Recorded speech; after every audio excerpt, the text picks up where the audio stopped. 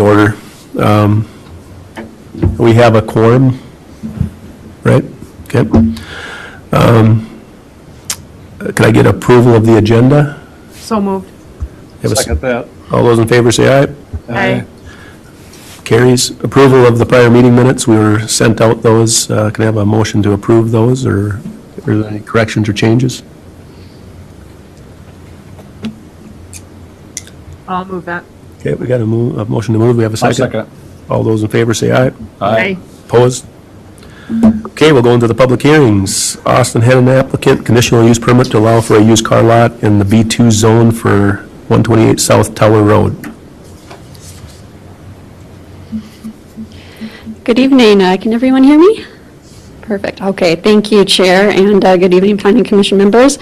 This is a request for a used car lot at 128 South Tower Road. This is a B2 zoning district, and a conditional use permit is required for a used car lot in this zone.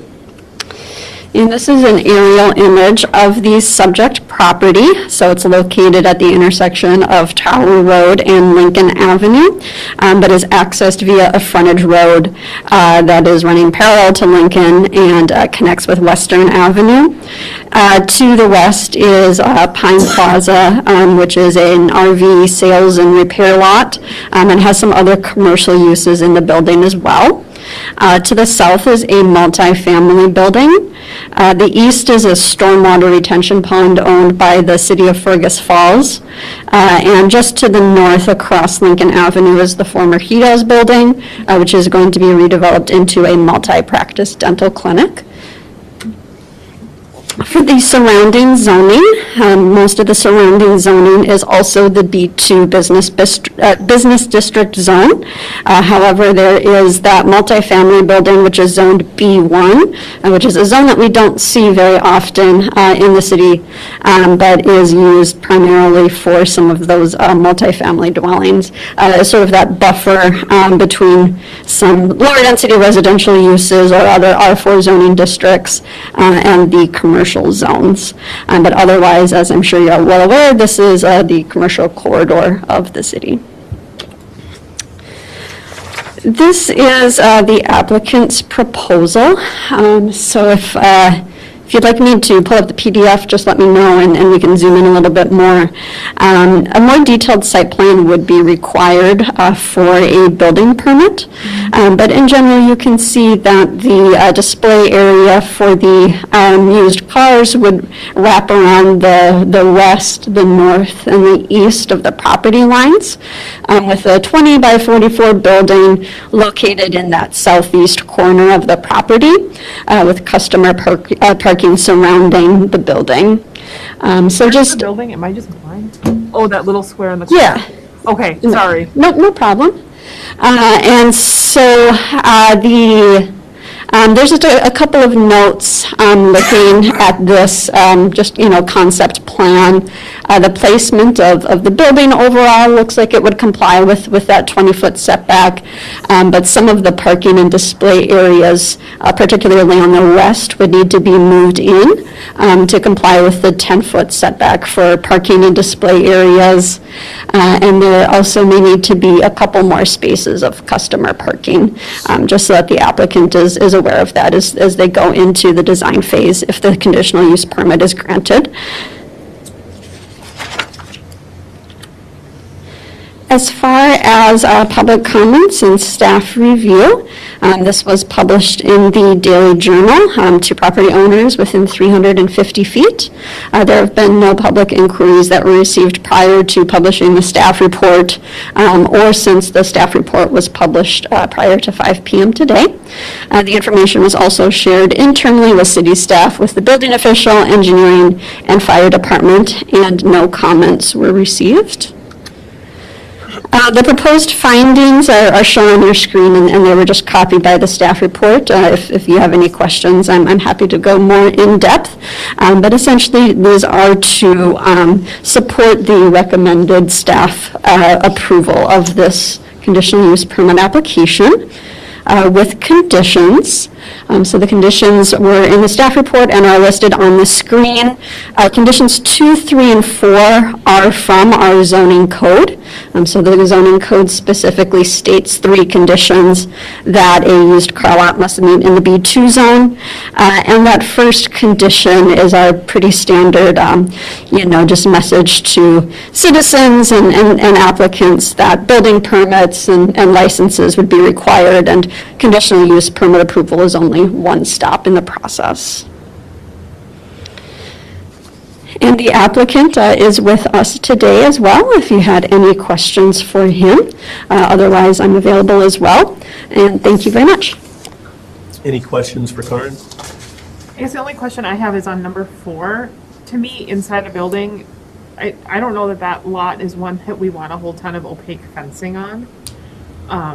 It just seems pretty front and center, and it's very exposed on 3 sides, and so I guess I'm hesitant to say opaque fencing anywhere.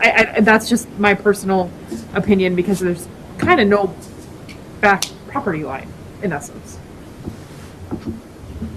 That's just my thoughts. Okay. Any other questions for Karen? If not, we'll open up the public hearing. If anybody would like to come and speak, just come to the mic, state your name and address.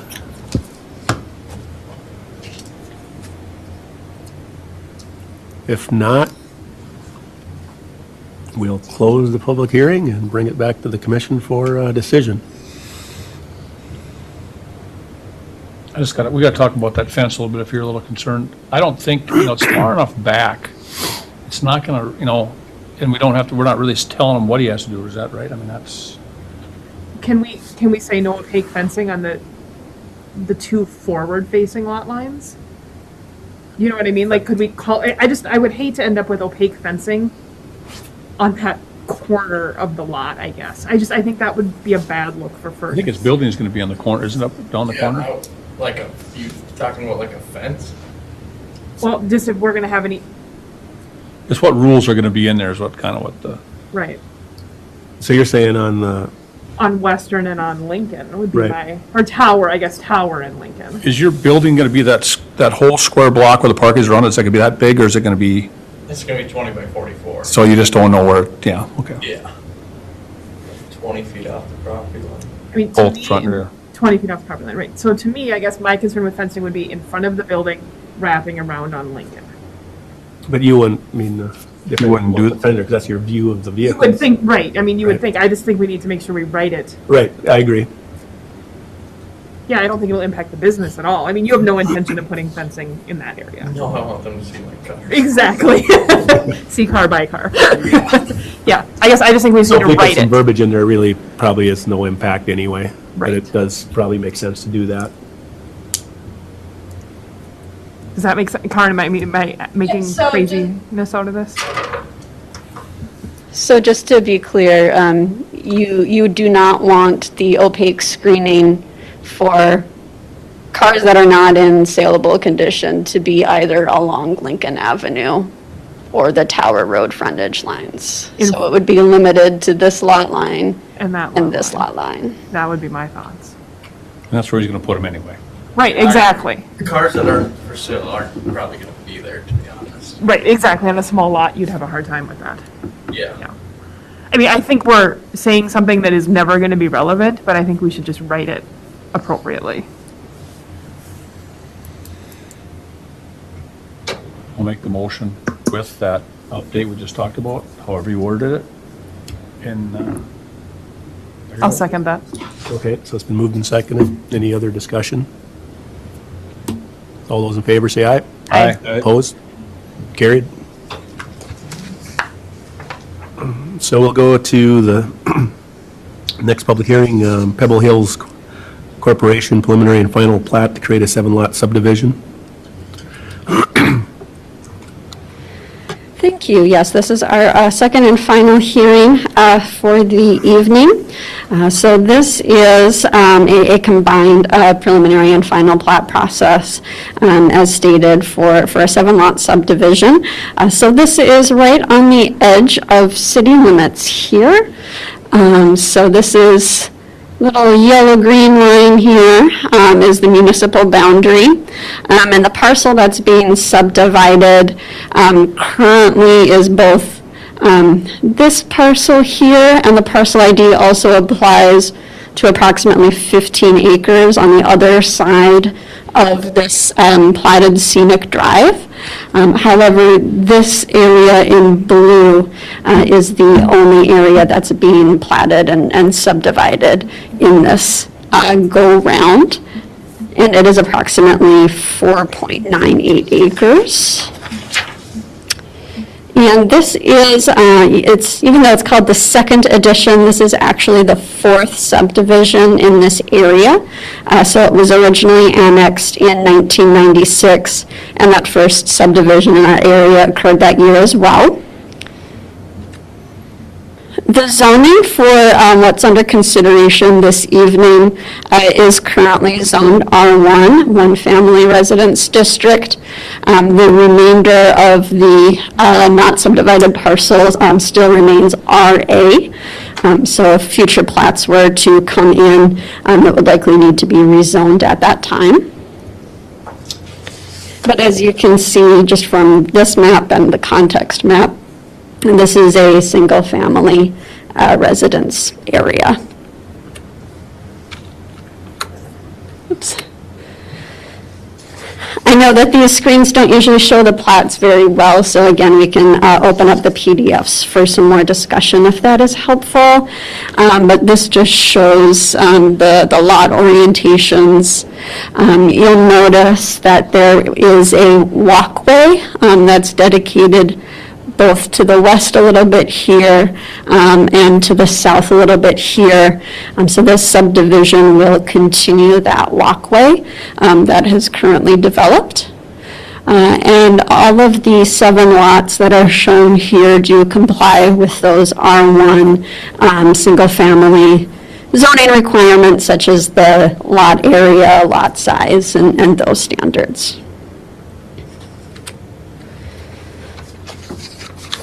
For the public comments and staff review, these were also published in the Daily Journal and sent to property owners within 350 feet.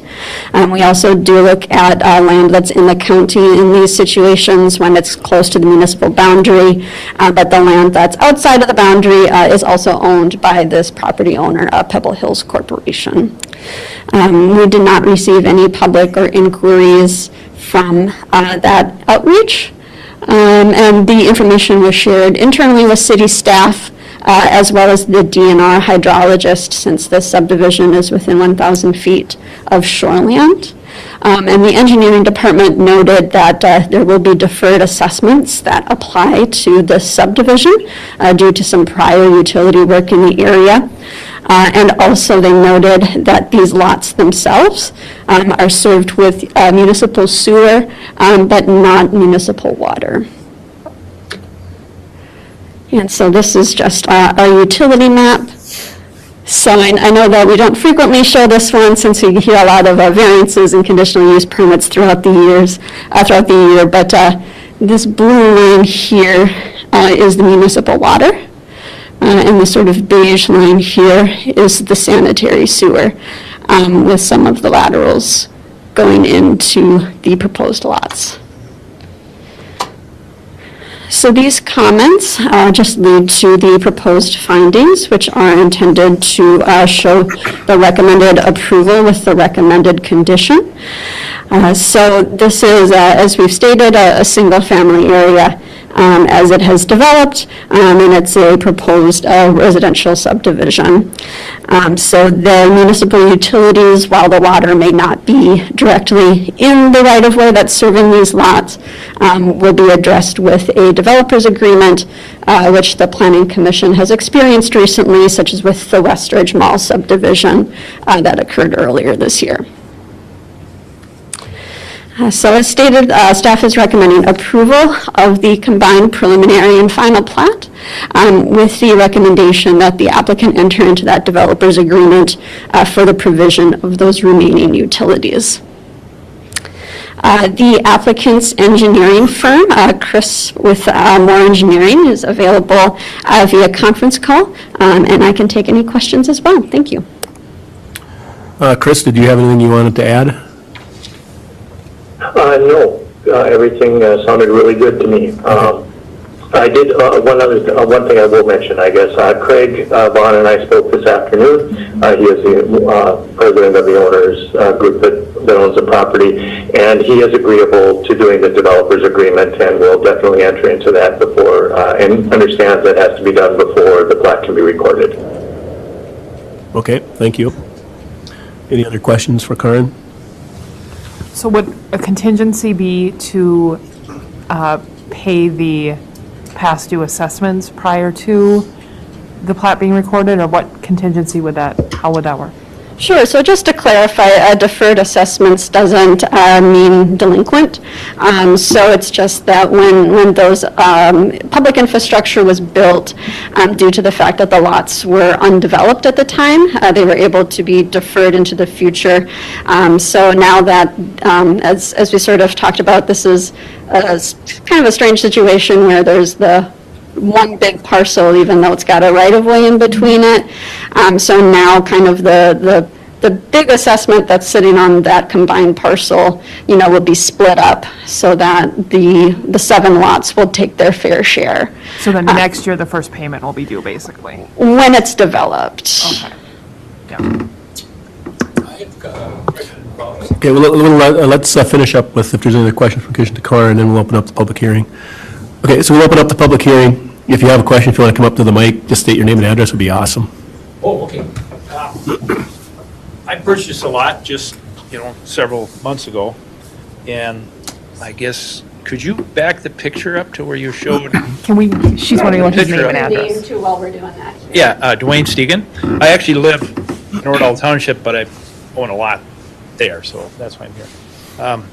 But if you look on the lower road there, you'll see there's a house there. Ted Burrington lives there. It's the only home that's there on the left side of the proposed annexation or proposed lots. But anyway, so I purchased a lot next to Ted, and the city water comes in there, but the sewer line is in the street and then crosses over to the backside across the street. For me, I have the option to run to that manhole where Ted is in, but I know that there's several lots west of me, 4 lots, and I'm just kind of curious what the future is going to bring there, in that, I have paid, an assessment of $3,500, and I think that's for the water having been brought in. But I'm just kind of curious about the sewer in the future. Are they going to, if anybody builds on those other lots, are they going to bring a sewer line in later? Or are they going to have to, it's difficult for them to get to the sewer line because it's on the back of the lots across the street. So it's not really pertaining to this, but being as you sent me the letter, it kind of affects me about the planning of the sewer lines and such. For me, it's like, do I want to build and go to that? Because it's an extra long expense to have a little longer sewer main out to that manhole, as to, is there going to be any change because of this annexation, not annexation, of this development added on, where it would cause me to have like a double assessment where I ended up paying it again because it's going to, keep going. I wouldn't think the water would because it's already past me, but that's just kind of my concern, whatever they brought up. So I was just kind of curious. It's probably partly to do with the planning, the engineer and such, but it's just something that was of my concern, so I can plan ahead myself, so I guess that's what I got to say. So Maybe that's a question for Chris, that, I don't know, if you could address that? Sure. So as far as the sanitary sewer, those services are in along the road according to the municipal services map that's in the packet.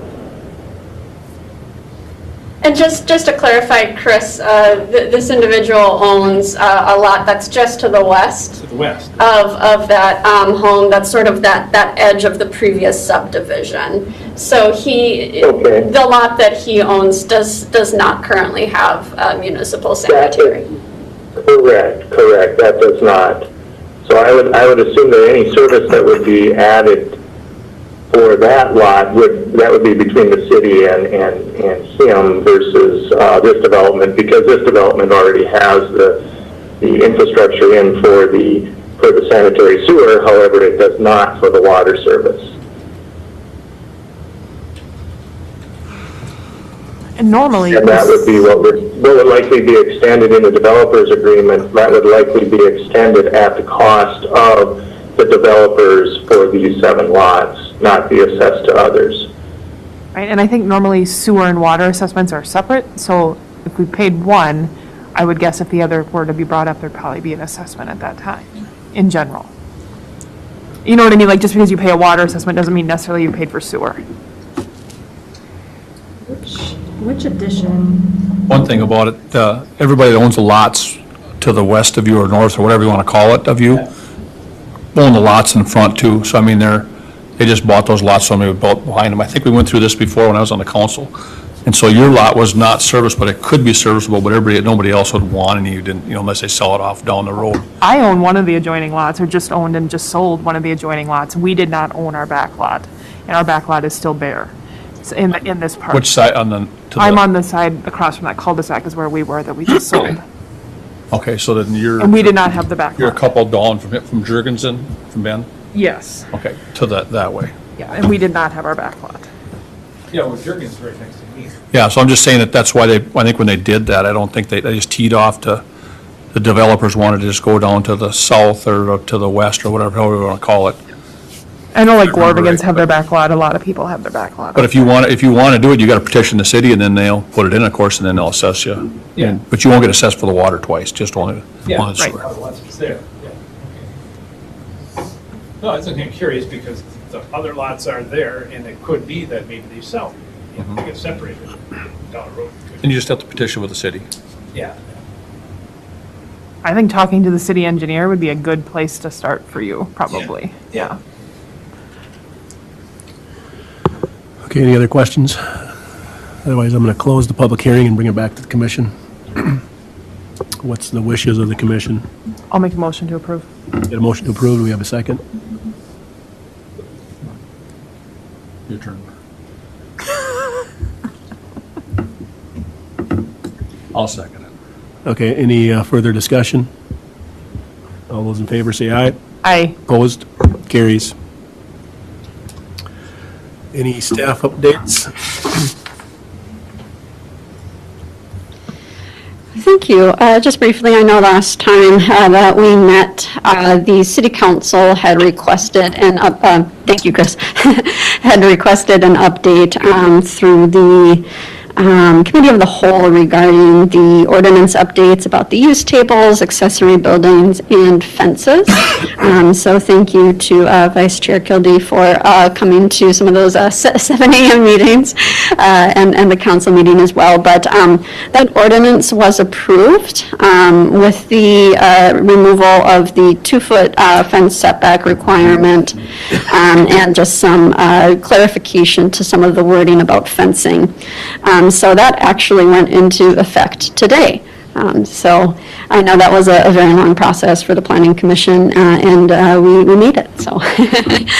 And just a second update, December 2021 applications. So our deadline for the December meeting still goes through the end of this week. I do not have an application, but I do have an interested party. And so I think we just wanted to speak with those of you who are here to see if we even have a chance at a quorum. This would be December 27th, so it is the first meeting after Christmas. So you can feel free to even just sort of check your calendars as we close the meeting here. If we can have a sense, we would need 4 members. If there isn't a chance at a quorum, I would just advise the applicant of that and maybe Is the look at applicant time sensitive? Not in my opinion, but, feel applicants differently. sometimes always, I can I'll be here. I'll be here. okay. Vern, you think you'll be here? Pardon? 27th, you think you'll be here? Should be, yeah. Okay. All right, so if they are interested in moving forward for December, we'll let them know. Clara, are there any other updates that we're forgetting? No, I think that's all of it. One question, has the joint group met on the whole group housing situation? I need to send that email, thank you. No, sorry. I just didn't know if we had any developments with that. Okay, that's fine. That's fine. Okay. all I have. Nothing else? Entertain a motion to adjourn. So moved. Move second. All in favor? Adjourned. Bye. Thanks, everybody. You need it?